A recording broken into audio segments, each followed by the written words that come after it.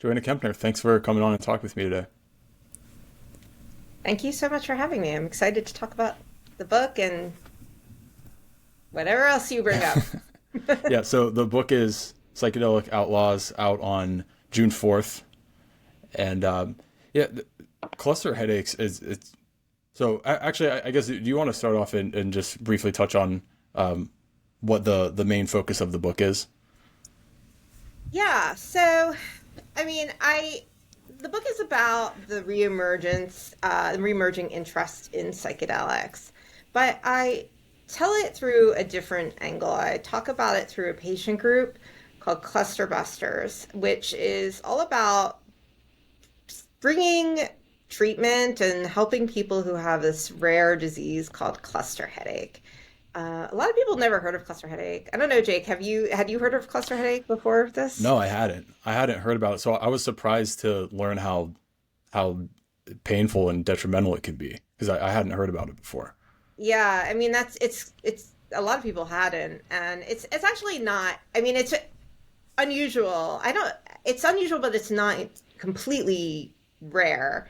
I because I study cluster headache, I'm pretty frequently meet people with cluster headache. Yeah. Um, it sounds like it wouldn't be that serious. I think that word, the term cluster headache sounds like, oh, just, a Yeah. headache. But it's a really severe neurological disease. So painful, known to be one of the most painful, if not the most painful phenomenon a human can experience.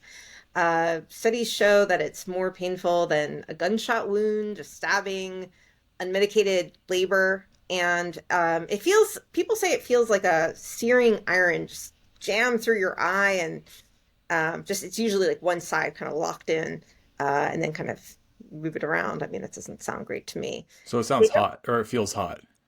Yeah, burning. They say burning. Mm. Um, and it doesn't last as long as, say, migraine. More people are familiar with migraine. It lasts about 15 to 180 minutes, comes on really suddenly. But then people will have these attacks multiple times per day. So you might have a 30 to 45-minute attack. And then kind of at the same time, 2 in the morning, 4 in the morning, Hmm. up to 8 times a day. Um, this pain is so severe. People often, up to 70% of people who, when they're in cycle, experience suicidal ideation. And there's a lot of suicide attempts. So Hmm. it's often nicknamed the suicide headache. Um, it's really hard to get treatment. It takes an average 5 years to get a diagnosis. And um, there are some treatments, but there aren't, it can be really hard to find an effective treatment. So you'd think there'd be, research on the disease, but very little federal funding for research. And it's just something I think we need to know more about. So, yeah, so cluster headache is sort of the focus of the book. I tell the story about reemerging interest in psychedelics through cluster headache because a group of patients with cluster headache um, found over 20 years ago that they could treat their headache attacks with psychedelics Is cluster headache something that's often misdiagnosed or mistaken for migraines? all the time, Okay. all the time. There are a lot of different things people, a lot of the misdiagnoses people get include things like sinus infections. That's a really big one.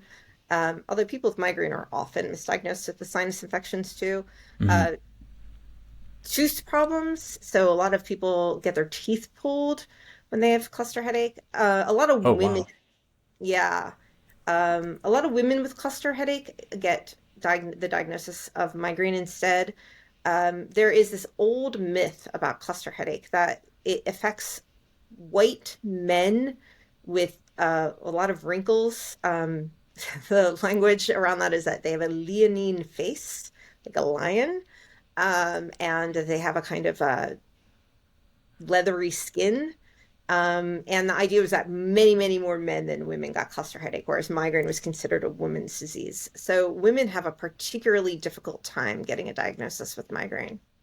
Of course, that's Why a do total they? myth. It's a total myth that Where'd that people. come from? It came from a 1970 study. from this headache doctor called John Graham. He studied with a neurologist called Harold Wolff, who's considered the father of modern headache medicine. And Harold Wolff was a really interesting character in mid-century medicine because he was really prominent in psychosomatic medicine. Um, and he thought migraine was fascinating because he thought it was like the ideal disease to study as, in terms of psychosomatic medicine. He thought like this was Mm. the ideal mind body problem. And he came up with this concept of the migraine personality. Kind of. So if you ever thought about migraine as like, or if you have familiar with the idea of migraine as like a hysterical, neurotic Mm.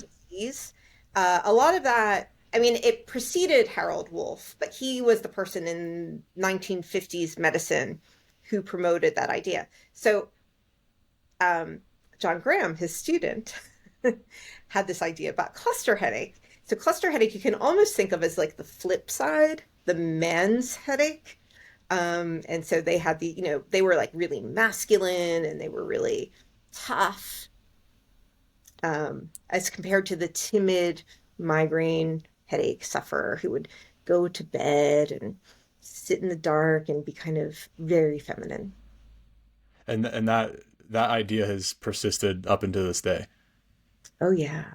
That's Yeah. wild. That's how I first heard about cluster headache, actually. Okay. Back when I was a doctoral student, I think in 2001, I went to a headache conference and and the reason I went was because I was really interested in gender bias in medicine. And when I thought I was going to, hear all of this really sexist stereotypes about migraine, I never expected that the worst case of gender bias would be around this disease called cluster headache. That there was this presentation all about this leonine man and leathery skin, and I was like, what is this weird 19th century like phrenology that being presented as contemporary science? Yeah. It just was so strikingly obviously wrong. So I was just like a PhD student. I wasn't sure what my dissertation was going to be yet, but I was like, oh, I'm going to check this out. Yeah. And so, yeah, I wrote a paper about it. I published an article about it back in 2006, well before I ever thought I was going to write this book. But I hadn't met anybody with cluster headache yet. I just was like fascinated that this weird myth was just circulating unquestioned. Yeah, and they knew that it was a neurological condition, but they still thought that had to do with wrinkles in the face. Yeah, well, they were kind of hedge the language. They'd be like, well, maybe it's because they smoke a lot, and so that's Uh-huh. causing the wrinkles, or maybe. And then they have these weird ideas. They're like, well, maybe it's just men get it, and they have a lot of testosterone, and that's why they're so manly. And then they do blood tests, and they'd be like, well, we didn't find excess testosterone, so maybe people with cluster headache are just really sensitive to testosterone. But they had this whatever all the research was just very odd. They were so just very hung up on this. This is like the man's headache, Yeah. And just trying to uh, fit everything into that. into that model. Yeah. Yeah. And in the meantime, all of these women with cluster headache were getting misdiagnosed as having migraine. So what is going on in the brain when somebody has cluster headache? That's a great question. Um, the predominant maybe hypothesis, I'm not sure if it is a theory yet, is that there's something going on with the hypothalamus. Now, I'm not a neuroscientist, I'm a sociologist, but there is a circadian and a circannual rhythm to cluster headache. So, cluster headache has a couple really odd qualities, one of which is people typically get these cycles of cluster headaches that are seasonal. So, every fall and every spring, they will get these, weeks of these attacks. And then the circadian element is, the same exact time every day, they'll be getting cluster headache. And that seems to be ruled by your hypothalamus. Hmm. Brain imaging supports that. So they don't really know what the causes are. There's some evidence that there's, for some people, genetic. Some people have cluster headache after a traumatic brain injury, or some kind of injury. There is some evidence that um, there could be like a, in a gene environment, like a biosocial interaction. So could be, maybe smoking turns on a gene, but it doesn't seem like stopping smoking stops the attacks. So it could even be like secondary smoke exposure. Hmm. But they don't really know. I mean, this is the problem when you have no research. Right. Yeah. Well, why do you think the research has been so limited, given how severe it is? There's not a lot of research on migraine. Okay. So Yeah. um, the only people doing research on migraine tend to be the pharmaceutical industry.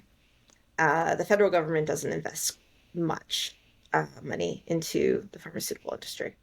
I'm sorry, excuse me. Pharmaceutical industry doesn't invest much into headache research. Let me back up. I'm saying this all wrong. The federal government doesn't invest much into headache research. It's all private funding and it's all directed towards treatments. There is advocacy around increasing NIH funding. And it is perplexing because many of us have, um, I mean, let me ask you this. Do you know people who are very disabled, who have migraine? Yeah.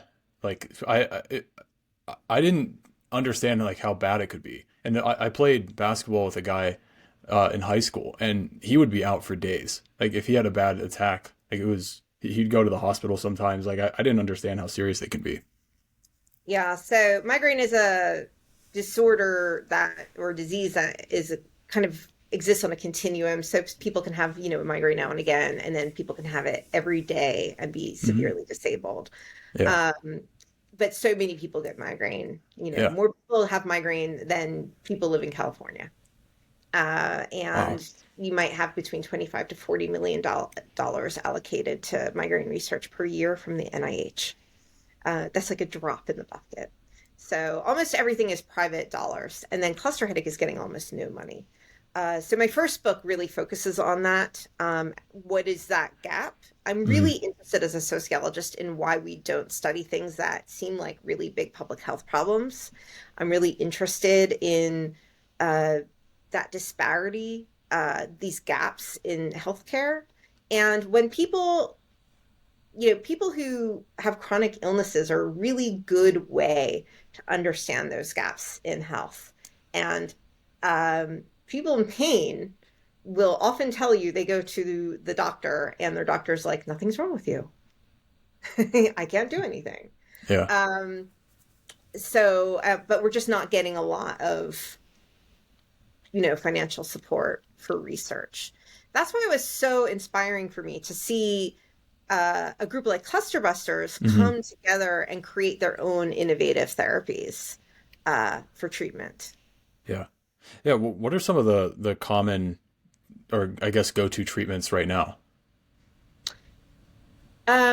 For doctors or for patients like in Clusterbusters? Both. So there's three different ways to treat a cluster headache. You can abort an attack. So every attack, you can take something that will make the attack stop. You can try and prevent a cycle from occurring. Or once a cycle starts, you can try and stop the cycle.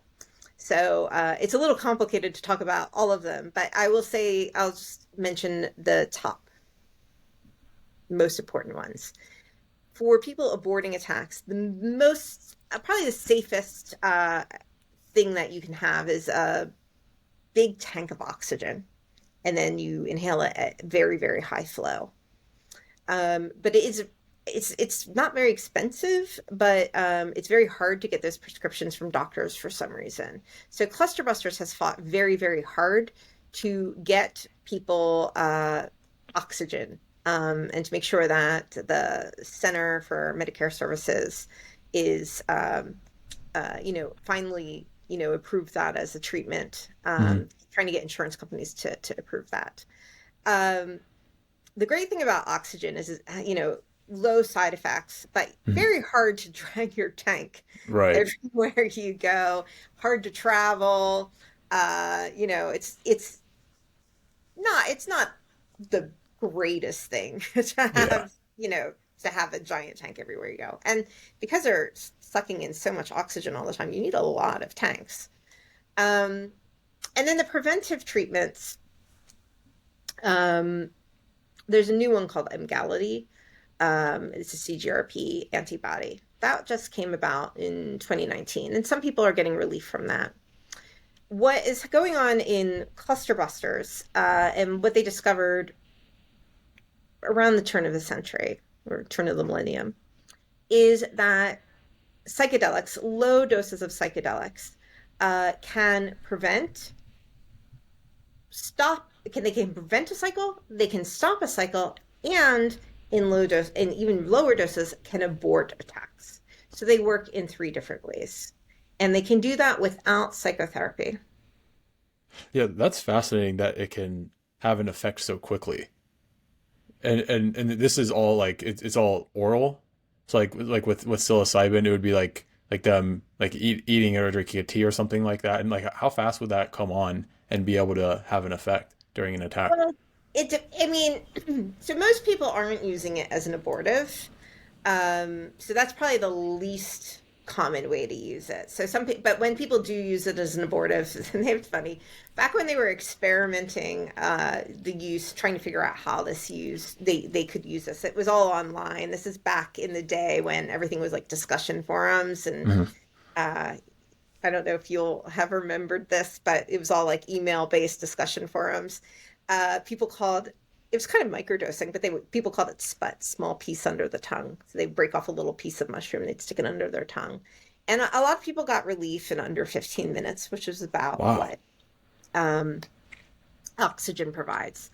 But in cluster busters always suggests the best way to treat cluster headache is to prevent a cycle entirely. Hmm. And the second best way to treat it is to stop your cycle from happening. So they've developed a protocol through what I call collective self-experimentation, like just through everybody self-experimenting in these discussion groups, talking to each other, trying to help each other work out the right dose. And they came up with a protocol that they think works for most people, or is a good starting point. And it's a 3-dose protocol over about 11 days. They try to separate each dose by 5 days. Um, the doses are they're not microdoses, and they're not macrodoses. It's not like the kind of dosing that you're seeing, with PTSD or depression where people are seeing God. Hmm.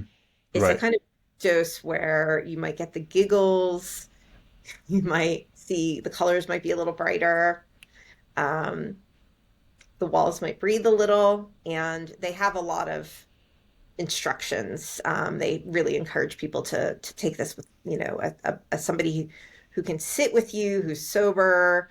They have a lot of kind of, suggestions for how to do this safely. So generally speaking, people grow their own mushrooms to make sure that they know what they're taking. They have instructions for how to try and standardize their dose to make sure that they're not taking too much or too Hmm. little. And then they have data for this, that 3 doses um, can usually stop your cycle. And if you can anticipate when your cycle is going to start, it can often prevent your cycle. Does that answer your question? Hmm. Yeah. Yeah. It's fascinating that they came up with all of this like just on forums as a group. How did they first figure out that it's something that could be effective? So it's a great story. Um, a patient in Aberdeen, Scotland, Craig Adams, his nickname is Flash. He really does go by Flash. Back in the early 90s, he had cluster headache, and things weren't going well for him. He had tried lots of things his doctor had offered, and nothing was working, and he ended up dropping out of university. Um, and he was having trouble making his rent. So he started dealing drugs. And as he says, he was an ethical drug dealer.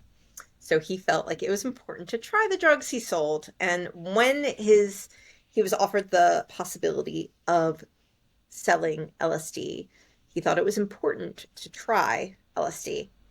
And so he did that for a while. Maybe he sold LSD for about a year and a half, I think. And his attacks were gone. He thought maybe he was just cured. He went back to university. He got a degree in information technology, graduated, started an IT company, and his attacks came back. And when he thought about it, he thought like, well, what was I doing differently when my attacks were gone? He said his list was very short. He could only think of LSD. And it was 1995. And back in 1995, the internet was barely available in Scotland, but he was an IT professional. He had Netscape. So he looked up, he did a little bit of searching, and he found Albert Hoffman's memoir. Albert Hoffman, I don't know if you know who Albert Hoffman is. Yeah, He yeah, but go ahead and introduce him. Okay, so Albert Hoffman was the chemist at the pharmaceutical company Sandoz who discovered LSD. And he wrote a memoir called LSD, My Problem Child. And in his memoir, he describes his work with migraine. And Sandoz was a hugely important pharmaceutical company in terms of developing migraine drugs. And Albert Hoffman had developed a number of migraine drugs himself. One of which was a congener of LSD. So it was a kind of variant, a non-hallucinogenic variant of LSD. And Flash was like, that's all the information I need. All I need to do is figure out where I can get LSD because I have a company now. I'm a respectable citizen and I can't break the law and Mm. go get drugs. I can't go get LSD. And then he remembered, Scotland is very fungal. So he was like, oh, those are magic mushrooms out in the field and they contain LSD. He was wrong, of course. Magic mushrooms don't contain LSD. They contain psilocybin. But he was in a rush. He didn't want to have any more cluster attacks. So he went out, he collected a bunch of mushrooms, he threw a party with his friends. It's a very funny, the way he's he's so funny. He describes everything that happened, including the farting. And and through and his cluster cycle didn't start. And over the next couple of years, he's so he's a real I think he has like the mindset of a hacker in a way. Like he loves to hack problems. He's really like Popperian, like he loves to test his assumptions. He's a very kind of interesting, kind of eccentric guy, and he really wanted to make sure that he was right. And so he would sometimes stop taking the mushrooms to see, and his cluster attacks would come back, and then he'd take them. He at one point allowed a cycle to start, and then triggered an attack by drinking whiskey, and then drank mushroom, brewed some mushroom tea to make sure get rid of his cluster headache, and it worked. And he was like, I found the answer. But then he had to figure out like how to get the word out because cluster headache is so vile. It's so terrible. And he felt so morally compelled to share this. But how would he do it? Right. Like it's the 90s. Like he had no idea how to do it. So there's a whole, all of his adventures about trying to figure out how to share the word are in the book. And it's like, I think fabulous, but he eventually finds a discussion group, that had just been started for cluster headache. And he goes online and he's like, hey guys, guess what? You should try my mushroom treatment. And like, everybody's like, great, good for you. And they ignore him. And then, he eventually convinces people to do this, but it wasn't easy. So that's how it starts. And, but it takes a long time to convince people in severe pain to eat. This is the year 1998 and 2000 is not like today Yeah. when people are like super stoked about psychedelics, right? Right. Like people are like, Yeah. thanks, buddy. Right. Yeah. I mean, that was way more far out back then, and they had to go and they had to figure out how to get it and all of that. How similar or is the protocol that they ended up coming up with to the one that he was talking about in the beginning? It's pretty similar, actually. Yeah, that's a funny thing. He was taking like about 10 Liberty Cap mushrooms. Um, I can't remember. Oh, sorry. Now I can't remember if he was doing it the 3 dose protocol. But the dosing is about the same. It took a little while. One of the things that was really tricky was trying to figure out why it didn't work for some people.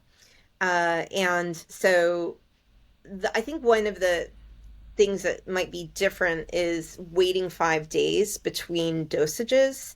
They had to kind of work out that, psychedelics are considered anti-addictive, so you can't take them every day. Mm-hmm. It just doesn't work. And they also had to figure out, Flash wasn't taking other pharmaceuticals at that point. He had completely lost faith in medicine. But a lot of people online were taking lots of other drugs that could interact and undermine the efficacy of the psychedelics. So one of the things they were really working out was, what other medications did you have to stop taking? How would you get people off, for Mm-hmm. example, prednisone? How would you get people off? Imitrix is a really important drug that people were taking. It's sumatriptan's the generic, but they thought it was maybe undermining the efficacy of psychedelics. So a lot of the tweaks were around things like that. Like, did you need a washout period? Yeah. Yeah. So why did it? Well, I guess how much of a role did LSD end up playing, or has it mostly just been psilocybin recently?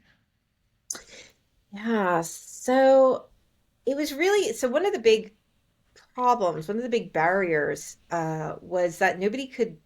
So you go online, right? And people were like in their 30s or 40s who were trying this.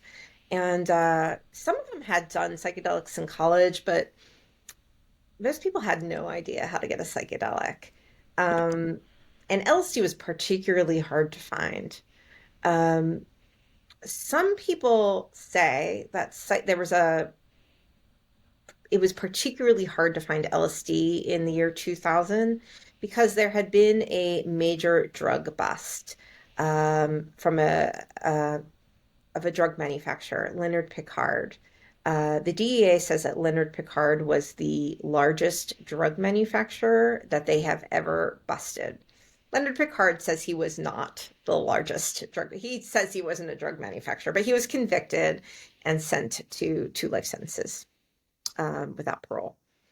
Um, so there is some thinking that there was just no LSD to be found at the very same time that Cluster Busters was experimenting. So the answer, Flash was able to forage for Liberty Caps in Scotland. What Cluster Busters did, because they were all over the world, but largely in the US, was they started to buy spores of psilocybin mushrooms and have them sent to them in the mail, which was legal, and then they would cultivate them in their homes. That seemed like the safest way to obtain psychedelic. A lot of people thought that LSD might be a more effective treatment. It just wasn't easy to get. Yeah. Yeah. So it really just for practical purposes what they could get their hands on. Yeah, and it seemed like the best way to standardize what everyone was taking. You Yeah. have all these people self-experimenting, and they don't have a laboratory. They don't have a pharmaceutical they can take. So they could kind of talk to each other about what strain they were growing. It was the kind of the easiest way that they could all sort of be working with the same drug. Yeah. And they've been able to dodge any kind of legal concerns just by like buying the spores themselves and then growing them at home.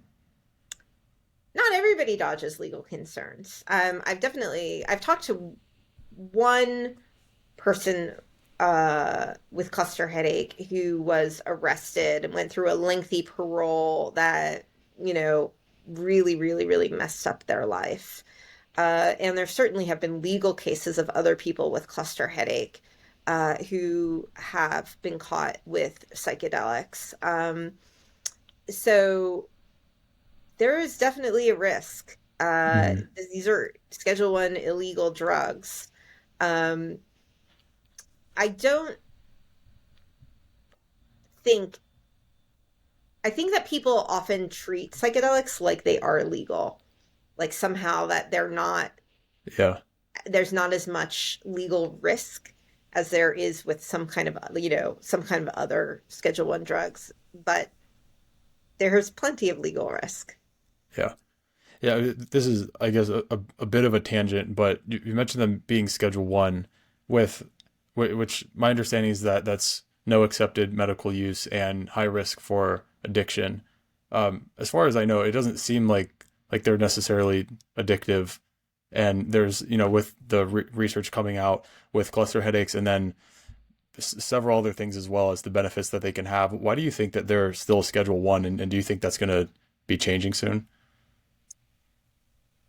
Well, there are a lot of theories about why they were scheduled as Schedule One. That happened with Nixon's Controlled Substances Act in 1970. Um, and I mean, there's no scientific basis for them to be categorized as Schedule One. The main distinction between Schedule One and Schedule Two is whether there's a FDA approved indication for that drug. Um, but it's really hard to get an FDA, approved indication for a drug because Schedule One presents so many bureaucratic barriers to research. So it creates this kind of, catch 22. Mm. And we're seeing, as to whether they'll remain Schedule One, the Biden administration and the DEA are, in the process of rescheduling cannabis, Mm. um, which won't decriminalize cannabis, but it will make it easier to do scientific research on cannabis, and it will make it much easier for businesses to invest in cannabis products. So I think, given how quickly things are moving in psychedelic policy, I think that that's likely to happen. Yeah. Yeah. So what are some of the initiatives? Well, actually, what are some of the obstacles that are in the way of trying to get psychedelic research done, given the way that it's classified now? Yeah, so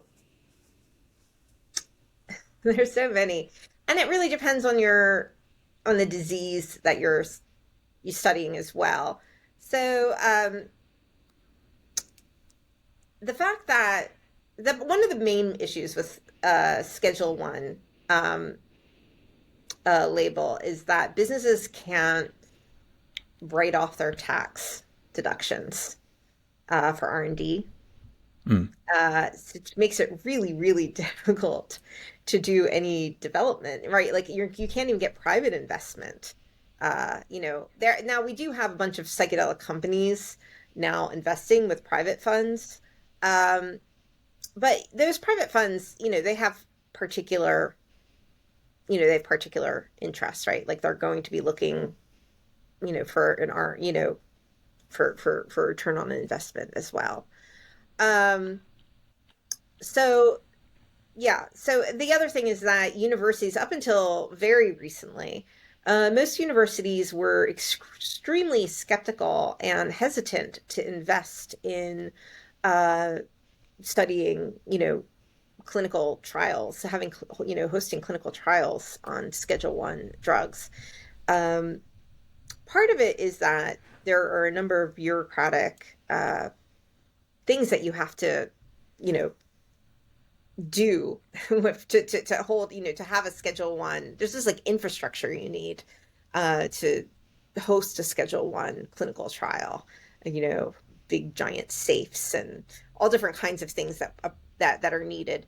The other part is just about whether the university thinks that it's a good use of their time, whether or not they think it's going to sully their reputation. And really, up until very recently, a lot of universities thought that,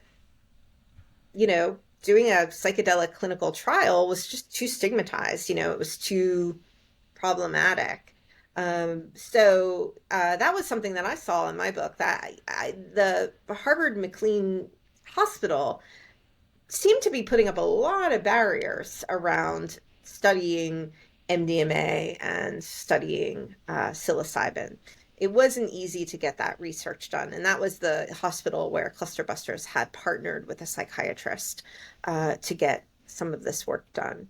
For cluster headache, the barriers aren't just about psychedelics. The barrier is also that cluster headache itself is a really difficult disease to study. Yeah, so it's kind of both at the same time.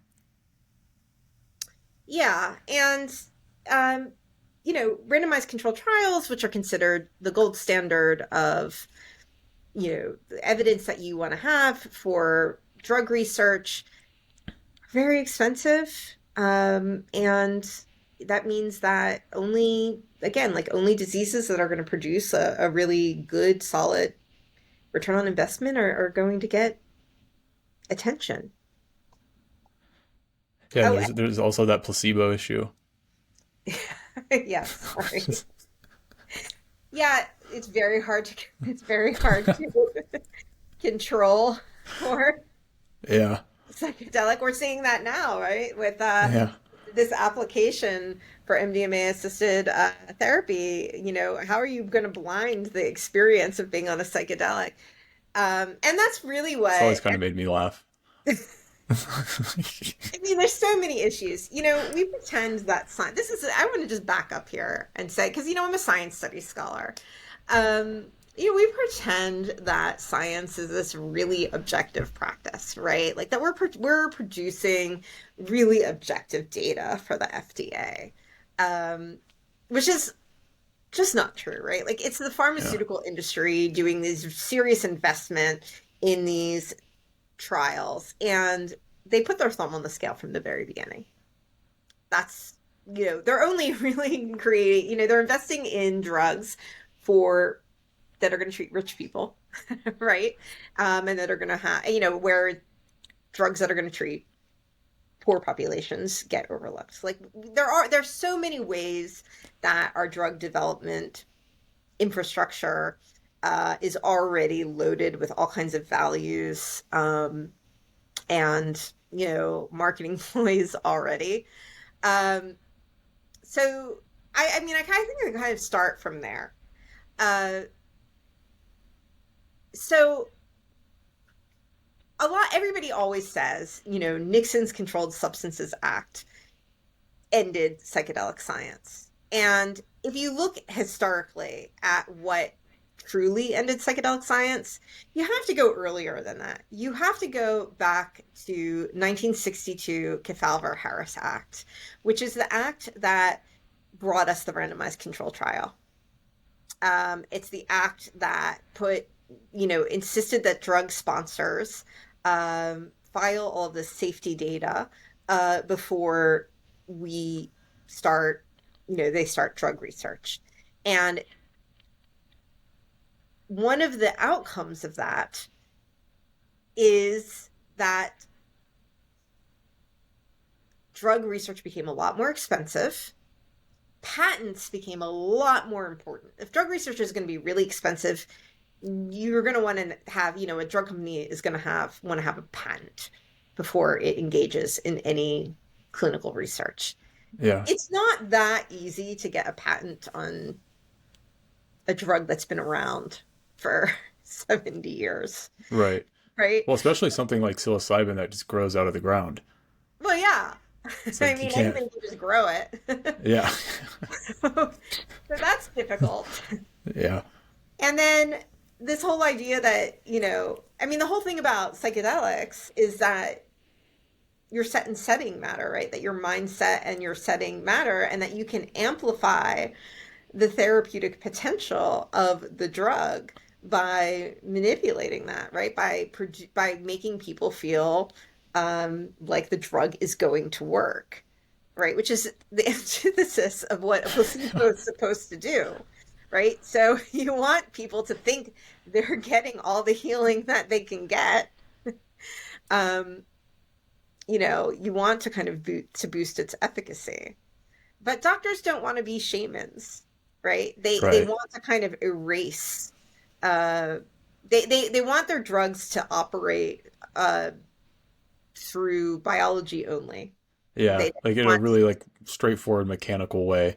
That doesn't seem to be how these work at all.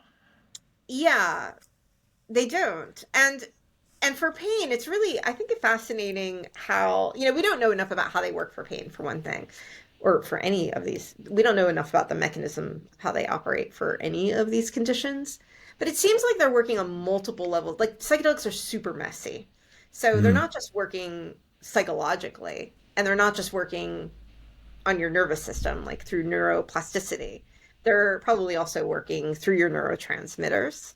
Um, and they're happening on all of it's working on all of these different levels, and that's not really how randomized clinical trials are organized. They're organized to work, to test a really clean drug, like a drug that just Hmm. is one thing.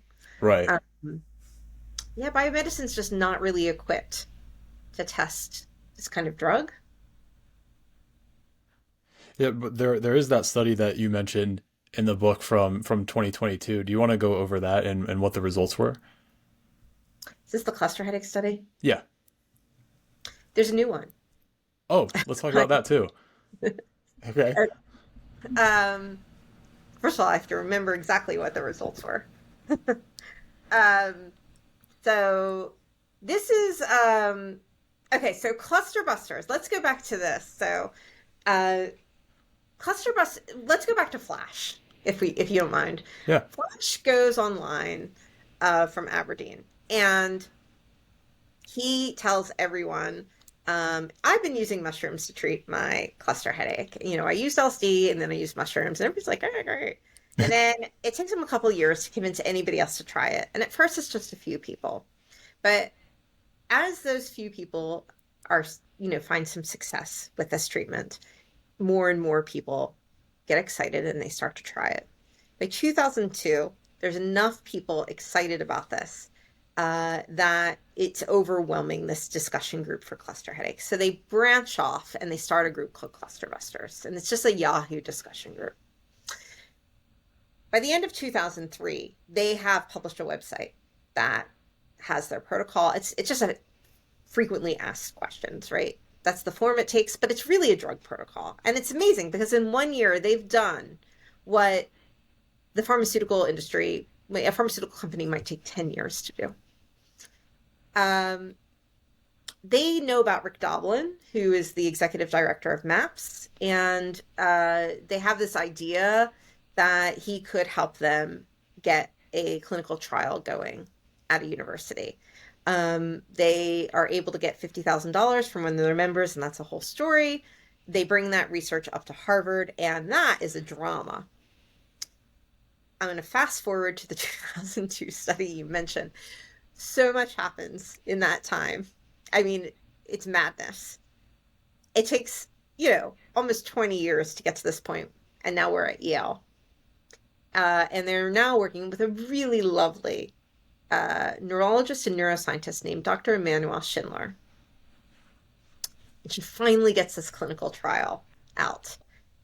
After all that time, she's only able to recruit 16 clinical trial participants go through the study. She's not able to use their data for various reasons. So 14 people complete the study. And she's not able to report statistically significant Hmm. effects. Now, as I recall, even though the results are not significant, the effect size of the reduction in pain and, I believe, attacks is very high. Now, Jake, you were a graduate student, right? Undergrad. Undergrad. Okay. Uh-huh. Do you know why a clinical trial with 14 people in it would not receive would probably not get statistically significant effects? Is it? Would you need an N of 30? Well, you wouldn't know yet because you would have to calculate the statistical power. I'm not a quantitative scholar, but what the your overall size would probably have to be bigger. But the effect size um, suggests that the reduction was large, but that she didn't have enough subjects. Hmm. And what I realized when I saw that study outcome was that cluster headache itself is a disease that has so much, so it's so it's just difficult to study. Like it has a lot of randomness in it. She could only recruit people who were pretty sure they could predict that they had a 6 week long cycle. Otherwise, people's cycle might just be ending naturally. So she had a lot of, and also it had to be a controlled study to be taken seriously. And so she was going to be asking people with the most painful disease known in medicine, known to exist, to stop taking a medicine. And many of them may have been taking, psychedelics that they could just get, they could just grow Right. and randomly be assigned to a placebo, right? Like that's Yeah. and it was during the pandemic, and they had to like pay their way to New Haven. So it was a quite difficult recruitment effort. Anyway, Yeah. um, she invited the most recent study. She invited everyone back for a second round. One of the things that is known about headache medicine is you often need to repeat a medicine. Like you can't just take it. You might be more familiar with this in with antidepressants. Like they don't work right away. Like you kind of Hmm. have to try them again. So she invited everyone back for a repeat dose. And in the repeat dose, she did get statistically significant effects. 10 people repeated the dose, and she used the placebo from the first round as her control. And there, she found was essentially like 30% reduction. 30% people, experienced therapeutic effects. What makes psychedelics really unusual for cluster headache is that you only have to take them these 3 times, right? Yeah. Like you don't have to take them continually. Hmm. And with most headache medicine, like you're on the drug all the time, right? Um, what Dr. Schindler would say is like that's really important to follow up on. Like that's really important to figure out. Um, what is going on what is it about this drug that has such long lasting effects? Psilocybin is out of your system really quickly. Yeah. Um, yeah, oh, sorry, go ahead. Yeah. Do they have any hypotheses what as to what it's doing in the brain that might lead to some of those changes or improvements? Well, there is also a study that took place in Denmark with 10 people who have chronic cluster headache. Those are people who have cluster headache with no remission. So every day they have cluster headache. Also saw a 30% efficacy in treatment, which is really, I mean, if you have chronic cluster headache, that means kind of by definition, nothing works for you. And it also had a kind of brain imaging study associated with it. It seems like it is, psilocybin is doing something with the hypothalamus. It's increasing functional connectivity. Hmm. I don't study neuroscience, so I'm just repeating what they say. Yeah. What I do think is really important here, what I think the take-home message from those studies is that the patients were onto something. Um, the only people who were in these clinical trials were the people who really, really, really were desperate. Hmm. They've collected a lot of case studies, hundreds and hundreds and hundreds. Their survey data is pretty compelling as well. A lot of people are getting benefit from this. And there's so much unmet need in cluster headache. I think it's just ridiculous that, we still have this prohibition mindset around studying this substance. Yeah. Does it seem to like these studies will continue gaining steam and become easier because of those early ones where they really had to grind them out to get them done? In headache medicine or generally? Uh, in headache medicine? It's really hard to get funding in headache medicine, but these studies drawn much, have made people in headache medicine much more interested and accepting of the use of psychedelics. I think it's really crucial to understand that people in pain will do anything to treat their pain. And they've been gaslit, they've been misunderstood, they're Mm-hmm. getting the wrong diagnoses. And this is a group of people who are helping each other survive. And what we really need to focus on is making sure that we lower the risk of harm when they do that. One of the things I really try and draw attention to in this book is that, people who use psychedelics for pain, they're just one group of people in pain who are breaking the law to get treatment. We have a whole opioid epidemic of people filled with people trying to get help for pain. And those people, there's nothing more valiant or, so there's nothing inherently braver about the people in my book, right? People just need help. They need help. And so I really just hope that, you know, we start investing more money in non-addictive therapies. And I mean, the government's been trying to do that for, probably 80 years. But, here we have one. Like, patients have generated data. They've shown that we have a non-addictive, relatively safe treatment. I hope they start investigating this. Yeah. Yeah. Well, thanks for putting this on the map and to our attention, and for coming on and talking with me about this today. What if for people who want to learn more about your work and or get in touch or read the book, where would you direct them? Well, the book is available for pre-order, any online bookseller, or, bookshop.org, is it? Or com. And or you can look at my website, www.joannakempner.com. And, thank you so much for your support. Thanks a lot. I really appreciate it.